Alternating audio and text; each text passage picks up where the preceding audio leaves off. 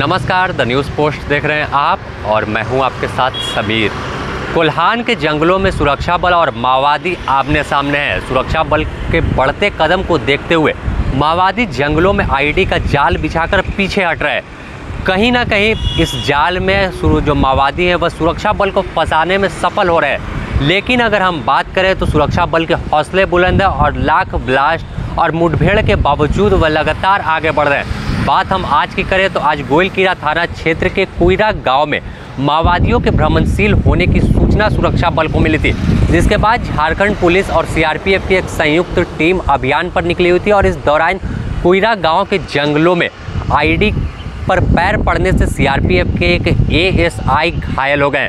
Blast होने के बाद त्वरित उन्हें रांची से सेना का हेलीकॉप्टर जो बीएसएफ का हेलीकॉप्टर कोल्हान भेजा गया और कोल्हान से उन्हें लेकर रांची के खेलगांव पहुंचा।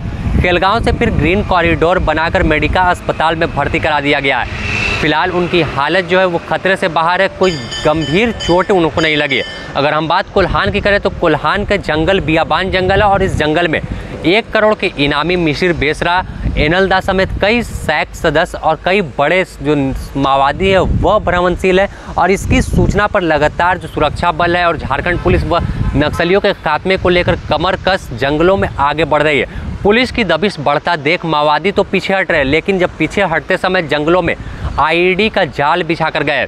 अगर 2 दिन पहले की हम बात करें तो गोइलकेरा थाना क्षेत्र के ही जंगल में पुलिस और माओवादियों के बीच एक मुठभेड़ हो गई थी और इस मुठभेड़ में सीआरपीएफ के डिप्टी कमांडेंट को गोली लगी थी।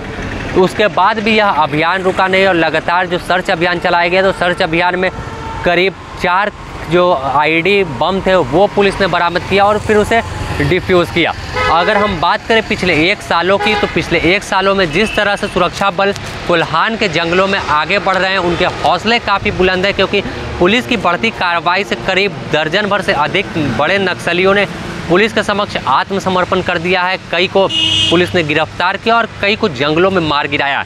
इस पूरे जो अभियान की मॉनिटरिंग खुद रांची से मुख्यालय से डीजीपी और अभियान आईजी एवी होमकर जो है वो कर रहे हैं। तो एक तरह से कह सकते हैं कि कोल्हान का इलाका आने वाले दिनों में नक्सल मुक्त हो जाएगा।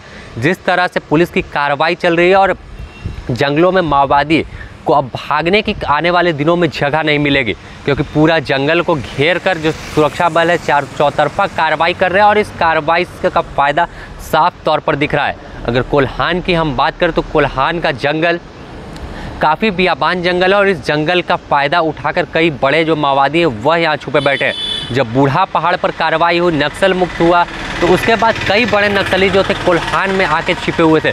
जैसे ही इसकी जानकारी सुरक्षा बल के जवानों को लगी, अधिकारियों को लगी, एक संयुक्त अभियान चलाया गया और यह अभियान पिछले 1 वर्षों से अधिक से चल रहा है। और कहीं ना कहीं यह अभियान जब नक्सल का खात्मा वहाँ पर हो जाएगा, लोग निर्भीक होकर अपना जीवन जी सकेंगे, तो उसके बाद ही ख़त्म होगा। अगर कोल्हान में देखें तो कोल्हान में कहीं ना कहीं विकास की किरण जो थी वो नहीं पहुँच पाती थी। शाम होते ही लोग घरों में दुबक जाते थे, लेकिन जिस तरह से पुलिस कार्रवाई कर रही है उससे लोगों में जो माओवादियों का खौफ था वो ख़त्म हुआ है। विकास की जो पथ है वो विकास की पथ पर कोल्हान आगे बढ़ रहा है और तो इसका फ़ायदा आने वाले दिनों में झारखंड को भी देखने को मिलेगा। और सुरक्षा बल साफ तौर पर उनका कहना है कि हालात कैसे भी हो हम आगे बढ़ेंगे और ब्लास्ट हो या कुछ हो, माओवादियों का खात्मा के बाद ही सांस लेंगे। फिलहाल द न्यूज़ पोस्ट में इतना ही। अपने सहयोगी संतोष के साथ Sameer, the news post, Ranchi.